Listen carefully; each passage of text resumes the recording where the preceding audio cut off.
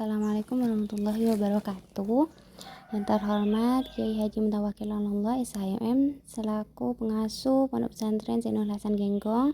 Yang terhormat kepada Bapak Rektor Abdul Aziz Wahab MAG selaku Rektor Universitas Islam Zainul Hasan Genggong.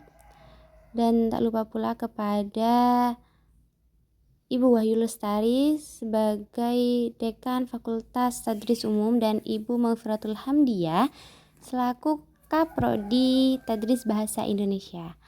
Saya Nuril Kamilatin Nakia, Prodi Tadris Bahasa Indonesia, akan mempresentasikan proposal saya yang berjudul Kritik Sosial Marxisme pada Film Lafran Pane dalam materi drama kelas 11 serta relevansinya terhadap pembelajaran bahasa Indonesia di SMAI Miftahul Ulum Jati Urip. Langsung saja, di dalam pendahuluan kita akan membahas tentang latar belakang, rumusan masalah, tujuan masalah, dan kajian terdahulu. Yang pertama kita akan membahas tentang latar belakang. Media massa pada saat ini memberikan informasi yang sangat luas kepada halayak umum. Media massa pada saat ini semakin marak dan salah satunya yaitu film. Nah, film ini memberikan pengaruh rasionalisme, memiliki pengaruh emosional dan popularitas yang tinggi terhadap informasi yang akan diberikan kepada masyarakat. Nah, film sendiri yaitu memiliki makna tersirat yang ingin disampaikan kepada masyarakat begitu. Nah, fungsi adanya film sendiri, kita akan memberikan informasi lebih jauh. Kita dalam film akan memberikan pemikiran kepada penontonnya untuk berpikir kritis dan lebih membayangkan apa aja sih fenomena yang terjadi di dalam sekitar kita. Nah, fungsi merepresentasikan permasalahan sosial yaitu menjadi salah satu media yang dapat diakses di kapan saja dan di mana saja, serta sebagai sarana untuk menyampaikan kritik sosial. Nah, kritik sosial ini dapat disampaikan melalui banyak cara, mulai dari tradisional seperti sindiran, melalui komunikasi antar masyarakat, serta antar individu, komunikasi kelompok, dan dapat melalui seni seperti pagelaran, drama, seni sastra, dan melalui media massa yaitu film ini. Nah, film ini merupakan salah satu bentuk karya seni yang memiliki kekuatan untuk mencerminkan realitas sosial, budaya, dan politik masyarakat. Perlu diketahui juga bahwa di dalam kehidupan bermasyarakat kita tidak bisa hidup sendiri. Kita pasti membutuhkan yang namanya pertolongan orang lain. Nah, yang dinamakan makhluk sosial gitu. Nah, di sini kami akan membahas tentang Marxisme yang membahas tentang ideologi yang mempunyai kelas-kelas tentang titik sentral analisis sosial dan politik. Nah, dalam analisis Marxisme ini di dalam film yang saya kaji ini dapat membantu mengungkapkan tentang ketidakadilan sosial, terus tentang ekonomi, pendidikan, serta politik yang mempengaruhi karakter utama di dalam masyarakat sekitar. Nah, kehidupan bermasyarakat saja di dalam kehidupan pendidikan, nah, itu memiliki kelas-kelas sosial juga. Nah, di dalam utamanya di dalam pembelajaran bahasa Indonesia. Nah, ini tidak hanya terbatas pada kosakata saja. Siswa juga belajar menganalisis secara kritis karya sastra serta media pembelajaran gitu. Dengan memasukkan kritik sosial Marxisme ini di dalam proses pendidikan, kita dapat membantu siswa memahami konteks sosial dan politik yang mempengaruhi karya-karya tersebut.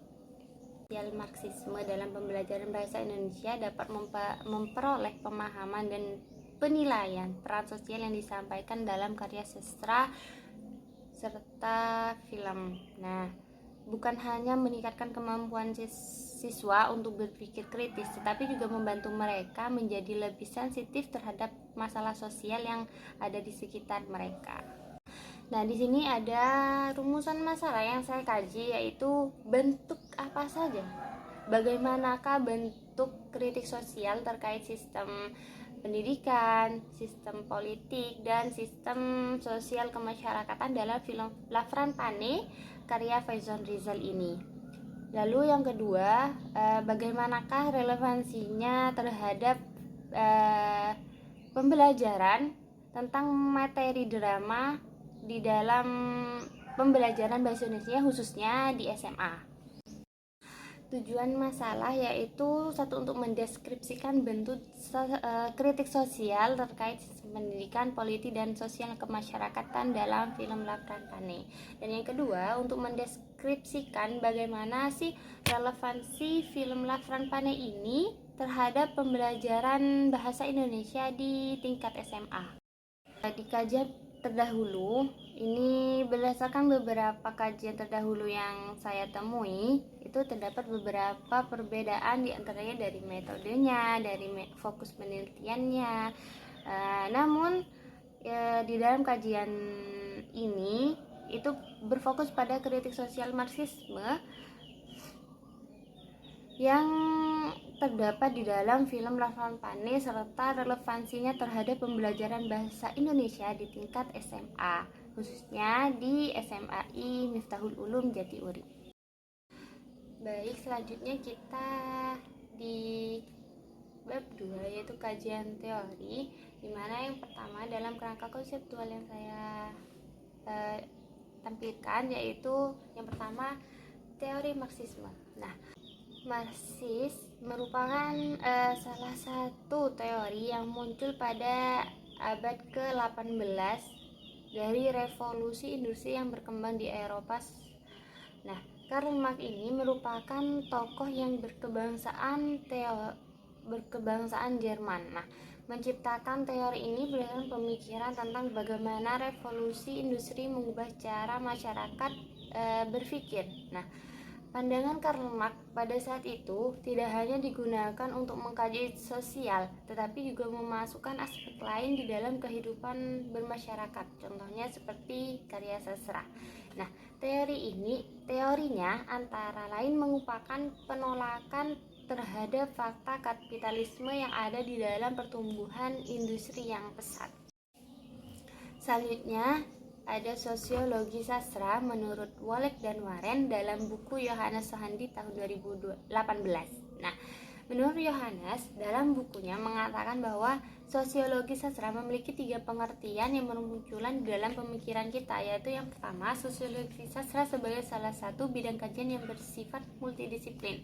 Dan yang kedua, sosiologi sastra sebagai sebuah pendekatan yang menurut Wolek dan Warren yaitu pendekatan mimetik, yakni cara mendekati karya sastra sebagai produk masyarakat. Dan yang ketiga, sosiologi sastra, sebuah teori sosiologi sastra yang berusaha menelaah karya-karya sastra dalam relevansi kemasyarakatannya. Nah, jadi sosiologi sastra ini merupakan sosiologi multidisiplin yang pemahaman terhadap karya sastra itu mempertimbangkan aspek-aspek kemasyarakatannya. Selanjutnya kita akan bahas tentang film dulu, yaitu seperti yang saya katakan tadi, bahwa film sebagai sarana komunikasi yang bersifat audiovisual untuk menyampaikan suatu pesan kepada halayak yang berkumpul di suatu tempat tertentu. Nah, film ini mampu bercerita banyak dalam waktu singkat. Ketika menonton film, penonton seakan-akan menembus ruang dan waktu serta dapat menceritakan kembali kepada orang lain. Nah, terlepas dari itu semua, film memiliki nilai hiburan yang cukup tinggi, sehingga ia pun dapat mewakili latar belakang sosiokultural pengarangnya. Nah, proses pengembangannya juga tidak dapat dipisahkan dari pengaruh pengarangnya. Nah, seperti yang kita tahu bahwa film memiliki beberapa jenis, yaitu yang pertama film dokumenter. Nah, film dokumenter sendiri ini memiliki peristiwa sejarah atau ide yang kreatif tentang kehidupan. Nah, film dokumenter merupakan jenis film yang bertujuan mendokumentasikan suatu kenyataan sebagai informasi dan memberikan wawasan kepada halayak umum. Nah, dalam bentuk bermacam-macam topik seperti lingkungan, budaya, sejarah, dan masalah sosial. Film dokumenter sendiri berfokus kepada fakta dan peristiwa nyata untuk mencapai tujuan yang disajikan dan dibuat dengan berbagai cara. Film Lafran Pani ini merupakan film dokumenter di mana film tersebut menampilkan sebuah sejarah yang dimaksud merupakan studi tentang masa lalu dengan menggunakan fakta-fakta yang hilang. Karena itu belajar media yang dapat menyampaikan pesan pembelajarannya itu memungkinkan siswa untuk mengulang kembali, mempelajari kembali sejarah yang sudah lama tertimbun begitu.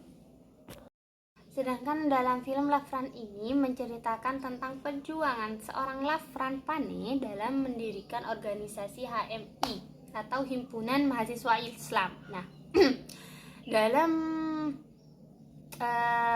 mendirikan organisasi tersebut, beliau memiliki pertentangan di dalam kehidupan bermasyarakatnya, di dalam kehidupan pendidikannya.